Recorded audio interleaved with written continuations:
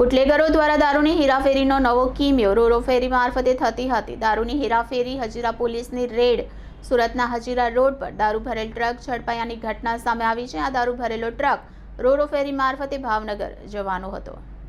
ગૃહમંત્રીના શહેરમાં દારૂની હેરાફેરી થતી હોવાની ઘટના સામે આવી છે। હજીરા રોરો ફેરીમાં સુરતથી ભાવનગર દારૂના ટ્રકની હેરાફેરી કરતા 2 ઝડપાયા છે।